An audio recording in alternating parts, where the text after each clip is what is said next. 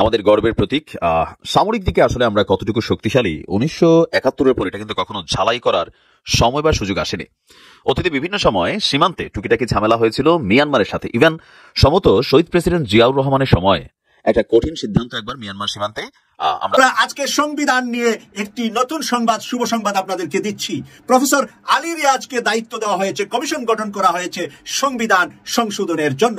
তিনি জানিয়েছেন আমার দেশ পত্রিকার সাথে সাক্ষাৎকারের মাধ্যমে যে সংবিধান পরিবর্তনের সবকিছু প্রায় রেডি।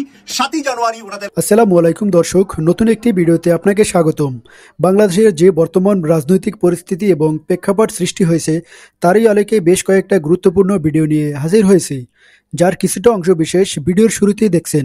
দর্শক, ভিডিওর শুরুটা দেখেই কিন্তু বুঝতে পেরেছেন আজকের নিউজটা কতটা গুরুত্বপূর্ণ হতে চলেছে। তাই বলবো, যারা ভিডিওটি দেখছেন না টেনে সম্পূর্ণ ভিডিওটি মনোযোগ সহকারে দেখতে থাকুন, তাহলে আজকের বিষয়টা বুঝতে পারবেন। দর্শক, এই বিষয়ে আর কিছুই বলবো না, চলুন দেখে আসি আজকের সেই কাঙ্ক্ষিত ভিডিওগুলো। তার আগে বলবো, যারা এখনও চ্যানেলটি সাবস্ক্রাইব করেননি অবশ্যই সাবস্ক্রাইব করে পাশে থাকা বেল বাটনটি অন করে দিবেন। আর যারা ইতিমধ্যে সাবস্ক্রাইব করেছেন তাদেরকে অসংখ্য ধন্যবাদ। তো চলুন দর্শক, ভিডিওতে একটি লাইক দিয়ে ধারাবাহিকভাবে সবগুলো ভিডিও দেখে আসি।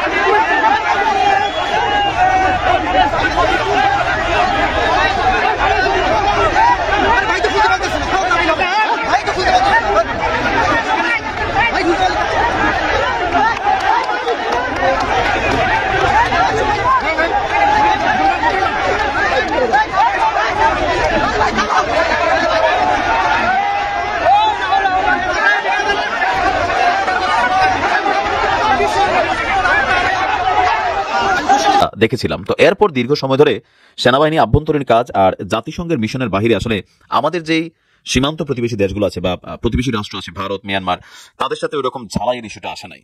তবে হঠাৎ করে আপনার ভারত সীমান্তে বিএসএফ এর যে অ্যাক্টিভিটিস, মিয়ানমার সীমান্তে আরাকান রোহিঙ্গা আর্মি প্লাস হচ্ছে আপনার তাদের মধ্যে চলমান জান্তা সরকারের মধ্যে যে ঝামেলা, তো বাংলাদেশের সীমান্তবর্তী অঞ্চলগুলোতে বেশ কিছু হুমকির জায়গা তৈরি হয়েছে। তার উপরে চট্টগ্রাম বা পার্বত্য অঞ্চলগুলোর গভীরে এখানে বিভিন্ন গোষ্ঠী যেই ধরনের অ্যাক্টিভিটিস চালাচ্ছে সেগুলোর উল্টো দিকে আমাদের সেনাবাহিনীর বিভিন্ন সময় যে অভিযান পরিচালনা করছে, তো কোথাও না কোথাও যদি হঠাৎ করে একটা বড় ধরনের গোষ্ঠীকে মোকাবেলা করতে হয় অথবা প্রতিবেশী রাষ্ট্রগুলো থেকে একটা থ্রেট ফিল হয়, তখন আমাদের সেনাবাহিনী আসলে কি করবে? আমাদের অন্তর্বর্তী সরকারের প্রধান উপদেষ্টা ডক্টর মোহাম্মদ ইউনূস সেনাবাহিনীকে একটা নির্দেশ দিয়েছেন। তো নির্দেশটা কি? তিনি আপনার দেশের সার্বভৌমত্ব রক্ষায় সেনাবাহিনীকে সদা প্রস্তুত থাকার নির্দেশ দিয়েছেন, মানে অলওয়েজ রেডি থাকো। জাস্ট অর্ডার আসবে, ঝাঁপাই পড়তে হবে। তিনি বলছেন যে বাংলাদেশ সেনাবাহিনী জাতির অহংকার এবং বিশ্বাসের জায়গা। এই প্রতিশ্রুতি বাস্তবায়নে প্রশিক্ষণই সর্বোত্তম কল্যাণ, রাইট? তো এই মন্ত্রে উদ্বুদ্ধ হয়ে আধুনিক এবং যুগোপযোগী প্রশিক্ষণের মাধ্যমে দক্ষতা অর্জন করে দেশের সার্বভৌমত্ব রক্ষায় সর্বদা যুদ্ধের জন্য সেনা সদস্যদের প্রস্তুত থাকার নির্দেশনা তিনি দিয়েছেন।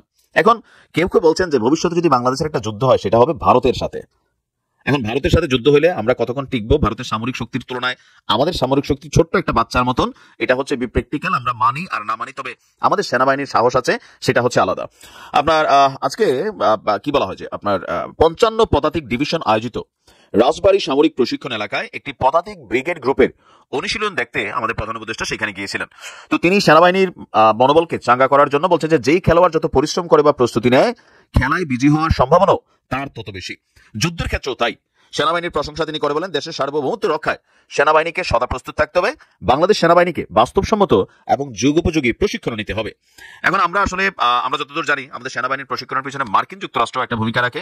এছাড়া পৃথিবীর বিভিন্ন দেশের সাথে আমাদের সেনাবাহিনী তারা কৌশল প্লাস প্রশিক্ষণ এগুলোকে কিন্তু শেয়ারিং করে থাকে। এখন আমাদের বর্তমান যে প্রেক্ষাপটটা, ভারতের সাথে একটা টেকনিক্যালি উত্তেজনা অবস্থান বিরাজ করছে আমরা ভাবছি, কিন্তু প্র্যাকটিক্যালি হচ্ছে সরকার এবং কি ভারতের সাথে আসলে এতটা দুঃসম্পর্ক নাই যতটা বাহিরে বাহিরে আমরা দেখছি। কোথাও না কোথাও সরকারের সাথে কিন্তু ভালো একটা সম্পর্ক ভারতের আছে। আর যদি আসে যুদ্ধের কথা, তাহলে ভারতের সাথে বাংলাদেশ সেনাবাহিনী বলেন আর আমরা বাংলাদেশ বলি, কখনো যুদ্ধে জড়াবো আমার মনে হয় না আর কি। এটা সামহাও যে কোনো পর্যায়ে আসা হয়তো দুই একটা মিস ফায়ার টায়ার হইতে পারে, তবে মিয়ানমারের যে আরাকান গোষ্ঠী তাদের সাথে হয়তো ইন ফিউচার আমাদের কখনো ঝামেলা হইতে পারে, বিশেষ করে সেন্ট মার্টিন, টেকনাফ, ইভেন যে সীমান্তবর্তী এরিয়াগুলো আছে। এর পাশাপাশি ভারতের, মিয়ানমারের, চীনের এক্সট্রা কিছু টিম আছে যারা এই পার্বত্য অঞ্চলকে দখলদারিত্ব নিয়ে আওতা নিতে চায়, এবং সেখানে বিভিন্ন সময় আমাদের সেনাবাহিনীকে কিন্তু তারা চ্যালেঞ্জও ছড়ে দেয়। তো এই মুহূর্তে একটা যুদ্ধের অবস্থান থাকে, সেটা হচ্ছে পার্বত্য অঞ্চলগুলোতে যে সশস্ত্র বিদ্রোহী গোষ্ঠীগুলো আছে বিভিন্ন দেশের এজেন্ট, তাদের বিরুদ্ধে। আর এখানে মাঝে মাঝে কিন্তু আমার সেনাবাহিনী অভিযানও চালায়, বেশ কয়েকজন সেখানে মারাও গিয়েছেন, আহত হয়েছেন, আবার সন্ত্রাসী গোষ্ঠী অনেকে মারা গেছে। তো এই জায়গাটা একটু আমাদের মনে হয় ক্রিটিক্যাল অবস্থান আছে। তারপর আমরা চাই আমাদের সেনাবাহিনীকে ট্রেন আপ করে সর্বোচ্চ মানের করা হোক। ভালো থাকুন, আসসালামু আলাইকুম। লাস্ট ডেট ছিল, কিন্তু সরকার 15 জানুয়ারি পর্যন্ত সময় বৃদ্ধি করেছেন। এক সপ্তাহ সময় বেশি পাওয়াতে আরো ভালো হয়েছে বলে উনি বলেছেন। এখন সংবিধান পরিবর্তন হলে কি পরিবর্তন হবে? এই জন্য সবচাইতে বেশি খারাপ যে হবে সেটা হবে আওয়ামী লীগ, বিএনপি, জাতীয় পার্টির রাজনীতির জন্য। নতুন সংবিধান সংশোধনের ভিতরে পারিবারিক সিস্টেমের রাজনীতিটা টোটালি বিলুপ্তি করা হচ্ছে, এবং সেই বিলুপ্তির ভিতরে যা কিছু আসছে, যা কিছু আশ্বস্ত উনি করছেন, তার মধ্যে হলো সংসদ নির্বাচন যেমন হবে তেমন প্রেসিডেন্টও নির্বাচন হবে। একই দিনে একই সাথে আমরা 3টা ভোট দিব। একটা ভোট প্রেসিডেন্টকে দেব, একটা ভোট উচ্চ কক্ষ বিশিষ্ট সংসদকে দেব, আরেকটা ভোট নিম্ন কক্ষ বিশিষ্ট সংসদকে দেব। এটা যদি আমেরিকার সিনেট এবং সংসদ এবং প্রেসিডেন্ট, এই যে 3টা স্তর আছে, ওই 3টা স্তরে বাংলাদেশ পরিচালিত হবে। এরপরে যেটা হবে, প্রধানমন্ত্রী যিনি হবেন আর প্রেসিডেন্ট যিনি হবেন, তারা দুইজনের পাওয়ার প্রায় সেম থাকবে, সমান সমান থাকবে। আরো একটা বিরাট গুরুত্বপূর্ণ বিষয় হলো, এই পারিবারিক রাজনৈতিক দলগুলোর জন্য দুঃসংবাদ হলো, যিনি প্রধানমন্ত্রী হবেন তিনি কোনো দলের প্রধান থাকতে পারবেন না। আমরা যেরকম আওয়ামী লীগ থেকে দেখেছি যে শেখ হাসিনা একটানা 45 বছর আওয়ামী লীগের সভাপতি, আবার বাংলাদেশেরও 21 বছরের প্রধানমন্ত্রী। আবার বিএনপির বেলা আমরা দেখেছি বেগম খালেদা জিয়া প্রধানমন্ত্রী, তিনি বিএনপির চেয়ারপারসন। জাতীয় পার্টির বেলা দেখছি এরশাদ সাহেব জাতীয় পার্টির চেয়ারম্যান, আবার ইনি প্রেসিডেন্ট। এবার জিএম কাদেরেরও সেই স্বপ্ন বা সেইভাবেই পরিচালিত হচ্ছে জাতীয় পার্টি। কিন্তু বর্তমান নতুন সংবিধানে যেটা আসছে সেটা হলো, আপনি পার্টির প্রধান, আপনি প্রধানমন্ত্রী হতে পারবেন না।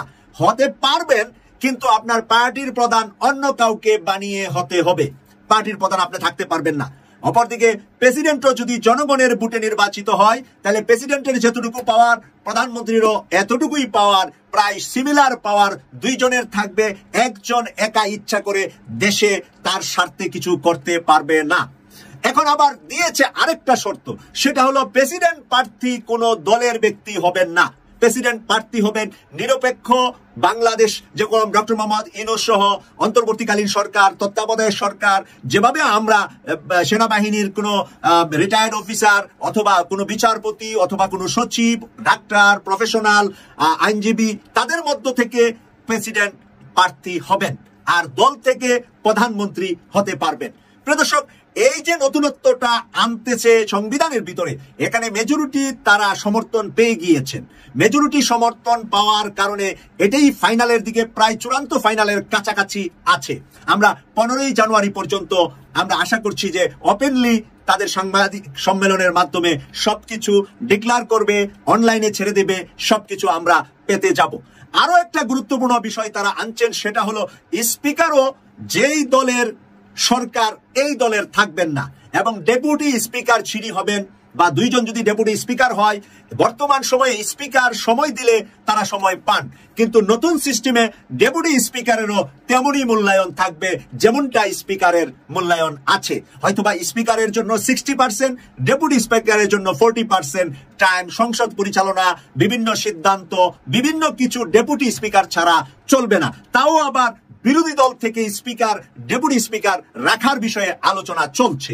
ফাইনালি হয়তোবা একজন সরকারি দল আরেকজন বিরোধী দলের হতে পারেন। প্রিয় দর্শক, এরকম অনেক কিছু পরিবর্তন সংবিধানের ভিতরে চলে আসছে। কারণে ডক্টর মোহাম্মদ ইউনূস স্যার যে বুদ্ধি করে ছাত্রদেরকে 31শে ডিসেম্বর থামিয়ে দিলেন, থামিয়ে দেওয়ার কারণটা কিন্তু আজকের সংবিধান কমিটির যিনি প্রধান আলী রিয়াজ স্যারের বক্তব্য থেকে কিন্তু পরিষ্কার হলাম যে 15 তারিখে দেশের অনেক কিছুরই পরিবর্তন একই সাথে হয়ে যাবে। সংবিধানের সিদ্ধান্তটা যখন ছাত্র সমাজ দেশবাসীর কাছে উপস্থাপন করা হবে, তারপরে আর 72-এর সংবিধান থাকবে বলে আমি মনে করি না। কারণ নতুনত্ব যখন সংবিধানে সব চলে আসবে, তখন আর 72, 74, 76 নিয়ে আর কোনো টেনশন থাকবে না। জাতির পিতা বলতে কোনো জিনিসও থাকবে না।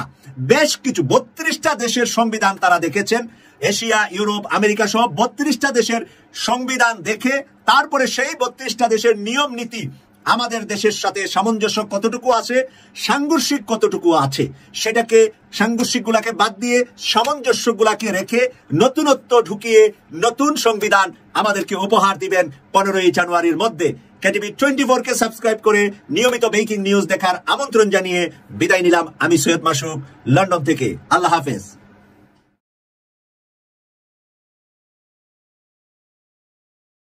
দর্শক, আমি আশা করি আপনি সবগুলো ভিডিওই মনোযোগ সহকারে দেখছেন। সেই সাথে দর্শক, এই ভিডিওগুলো সম্পর্কিত যদি কোনো তথ্য এবং মতামত থাকে তাহলে কমেন্টে জানাবেন। এতক্ষণ সাথে থাকার জন্য ধন্যবাদ। আজকের মতোই এ পর্যন্তই। আল্লাহ হাফেজ।